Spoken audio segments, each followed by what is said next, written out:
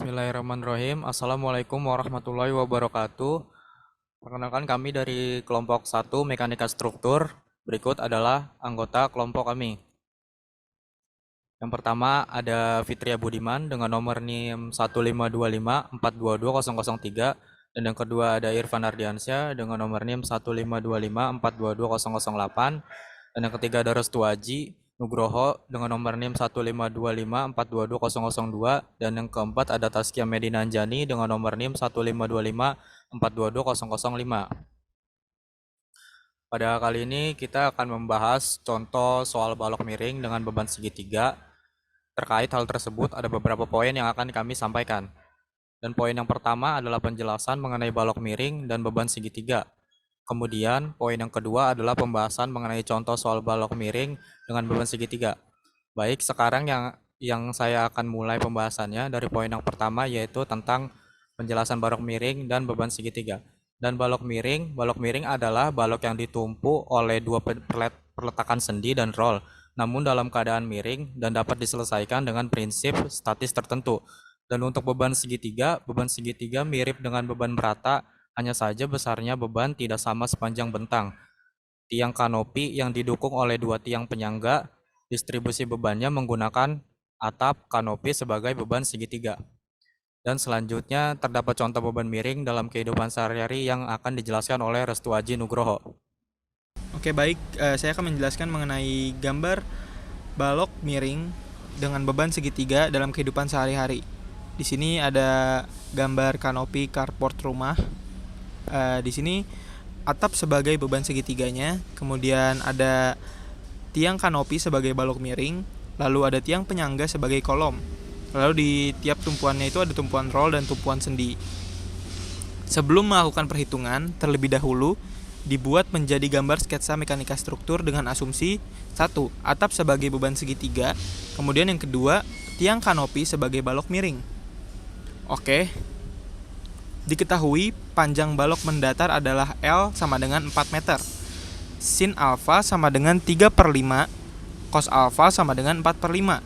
Panjang balok miring adalah L aksen, yaitu sama dengan L per cos alfa sama dengan 4/4/5 sama dengan 5M.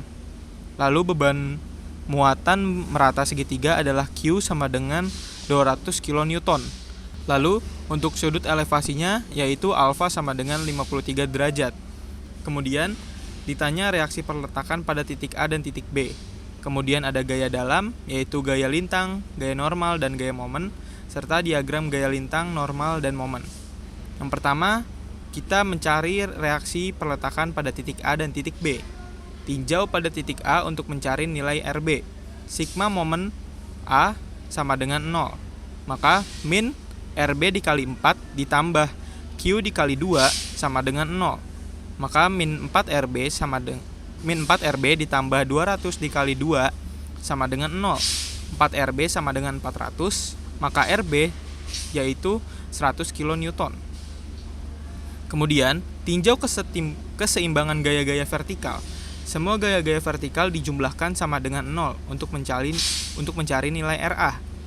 RA min P ditambah RB sama dengan 0. RA min 200 ditambah 100 sama dengan 0. RA sama dengan 100 kN. Karena tidak ada beban horizontal, maka nilai RH sama dengan 0. Sehingga hitungan di atas dapat digambarkan sebagai berikut. Seperti gambar ini. Selanjutnya, kita lakukan ekivalensi dari beban merata Q menjadi P aksen. Seperti gambar tersebut, di mana P aksennya di sini kita dapat peroleh dengan mengalikan antara 1/2 dikalikan dengan Q dikalikan dengan L aksen, karena L aksennya ini adalah bentang di mana bentang meratanya itu bekerja. Jadi, P aksen sama dengan Q dikali L per 2 sama dengan 200 dikali 5 per 2 sama dengan 500 kN. Kemudian, dapat kita uraikan P aksennya ini sesuai dengan sumbu global menjadi P aksen sin alfa sama dengan 500 dikali 3/5 sama dengan 300 kN. Pada komponen vertikal, P aksen cos alfa sama dengan 500 dikali 4/5 sama dengan 400 kN pada komponen horizontal. Kemudian, karena bebannya ini membentuk kemiringan terhadap sumbu global, maka HA ini akan muncul. Jadi, pada titik A akan muncul dua reaksi, yaitu RA dan HA. Lalu kita dapat uraikan menjadi RA sin alfa sama dengan 100 dikali 3/5 dikali sama dengan 60 kN. RA cos alfa sama dengan 100 dikali 4/5 sama dengan 80 kN. HA sin alfa sama dengan 0 dikali 3/5 sama dengan 0 kN. Dan HA cos alfa sama dengan 0 dikali 4/5 sama dengan 0 kN. Kemudian pada titik B ada dua penguraian, yaitu RB cos alfa sama dengan 100 dikali 4/5 sama dengan 80 kN. Dan RB sin alfa sama dengan 100 dikali 3/5 sama dengan 60 kN. Kemudian P aksen di sini bekerja pada jarak 1/3 L. Kemudian akan dilanjutkan oleh Taskia Medina. Silakan. Baik, selanjutnya adalah penjelasan tentang gaya dalam. Pertama, apa itu gaya dalam? Gaya dalam adalah gaya yang melawan gaya luar yang timbul dari kekuatan bahan konstruksi. Selanjutnya kita akan menentukan gaya geser, serta menggambarkan bidang gaya geser yang terbentuk dari struktur balok ini. Kita akan lakukan observasi pada dua titik, yaitu titik A dan titik B. Untuk dapat menentukan gaya geser, di sini berarti kita akan identifikasi komponen vertikal di titik A, yaitu HA sin A sama dengan 0 kN dan RA cos alfa sama dengan 8 kN.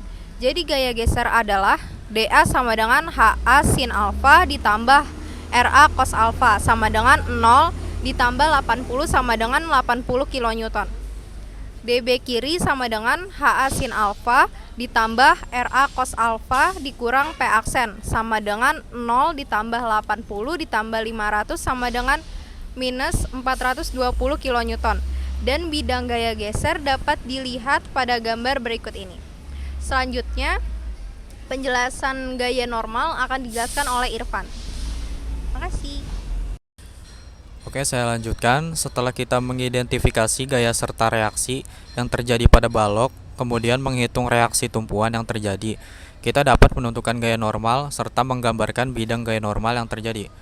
Jadi kita akan lakukan observasi pada dua titik, yaitu titik A dan titik B. Pada titik A di sini, untuk menghitung gaya normal, kita akan identifikasi komponen horizontal, yaitu gaya yang bekerja searah dari bentang AB.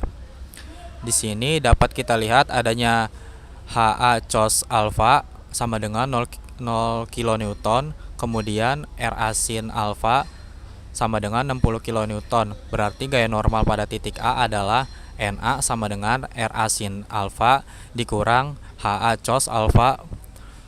Kemudian pada titik B dapat kita lihat di sini dari A ke B tidak ada pengaruh dari beban segitiga, maka nilai NB sama dengan NA, NB kiri sama dengan RA sin alfa dikurang HA cos alfa.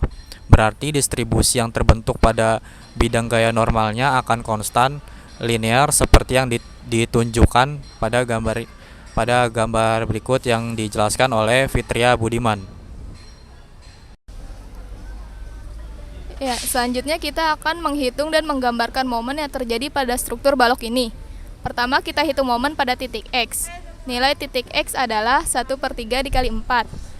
RA akan memiliki jarak sebesar X aksen dan HA sebesar Y.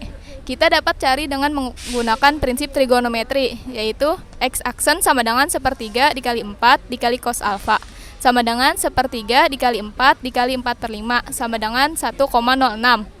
Y sama dengan 1/3 dikali 4 dikali sin alfa sama dengan 1/3 dikali 4 dikali 3/5 sama dengan 0,8. Kemudian cara mencari momen adalah MX sama dengan RA cos alfa dikali X aksen ditambah HA dikali Y sama dengan 80 dikali 1,06 ditambah 0 dikali 0,8. Hasilnya 84,8. Dan bidang momen dapat dilihat pada gambar berikut ini. Nah ya, sekian, saya kembalikan ke Irfan. Baik, mungkin itu saja yang dapat kami sampaikan mengenai balok miring beban segitiga. Kurang lebihnya mohon maaf. Wassalamualaikum warahmatullahi wabarakatuh.